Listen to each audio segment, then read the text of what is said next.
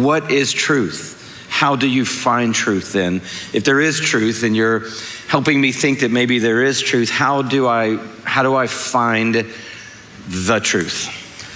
Well, I think truth, when you deal with it philosophically, Louis, pardon the academic description in the beginning, truth is primarily a property of propositions. Truth is primarily a property of propositions. When you go into a court of law and somebody is accused of doing something to somebody else, isn't it interesting that in our culture, where Christianity has been attacked for being absolutist, all of a sudden when the relativists have taken charge of everything, think of the number of people that are going to jail for having done something many, many years ago, which they knew was wrong, but a relativist should not actually admit that it is wrong. The only reason the relativists propagate this thing is because they knew what was done was wrong. They have a point of reference for absolutes. So truth is primarily a property of propositions. But here's an important thing. There are two tests for truth. One is called the correspondence theory. The other is the coherence theory. Correspondence applies to particular statements. If you're accused of, say, committing a murder, and you stand in a courtroom and say, that is impossible for me to do that.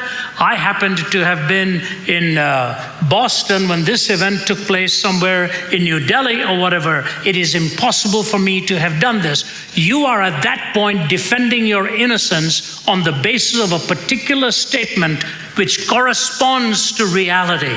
But then the attorney accusing you will not just look for the correspondence of your statement to reality, they will look for the coherence of the accretion of statements that you have given to state your innocence. So truth has the correspondence theory to it and the coherence theory to it. Both of these have to converge.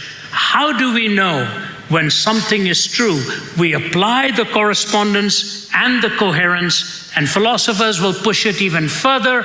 They believe it has to be logically consistent, empirically adequate, and experientially relevant. Logically consistent, empirically adequate, and experientially relevant. Take those three things: logic, experience, and empirical evidence. What are those tests put to? Those tests are actually put to 4 questions in life that every one of us has to answer to form our worldview. So it's critical.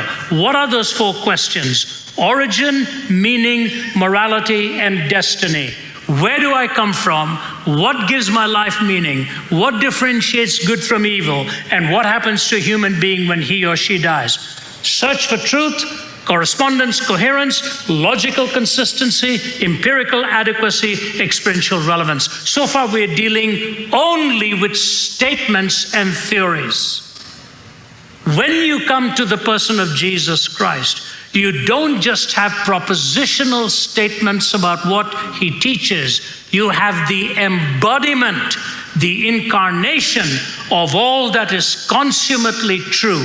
When you take his message and apply his answers to origin, meaning, morality, destiny, with logical consistency, empirical adequacy, experiential relevance, and you arrive at the truth, you find that he brings to your life the consistency that you need to have so that you don't live a contradictory life, the existential relevance in the meaning that he gives and the purpose that he gives to your life, but the most important thing he does for you.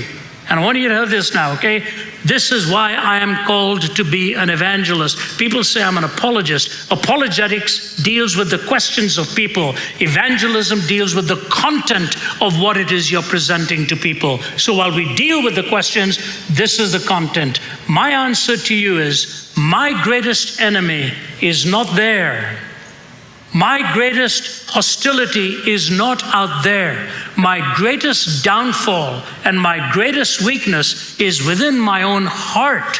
Oftentimes, like the Apostle Paul, I don't do what I'm supposed to do. I end up doing what I'm not supposed to be doing.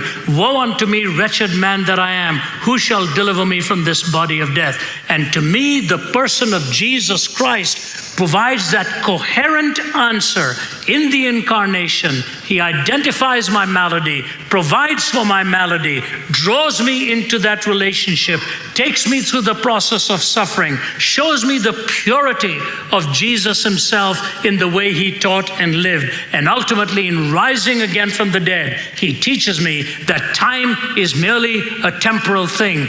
We are here for eternity, and he alone is able to take us through the cross past the open tomb, into the very presence of God. Eye has not seen, ear has not heard, neither has entered into the heart of man the things which God has prepared for them that love him. If you don't know Jesus today, take the Gospel of John, read it through 2 or 3 times, ask him to speak to you, and you will see the 2 phrases he uses of light and life will bring light to the darkness and life to the deadness that so stalks you and me. There is no other worldview that will give you corresponding and coherent answers to the 4 questions of life with logic, consistency, empirical adequacy, and experiential relevance. He is the way, the truth, and the life. No one comes unto the Father except through him.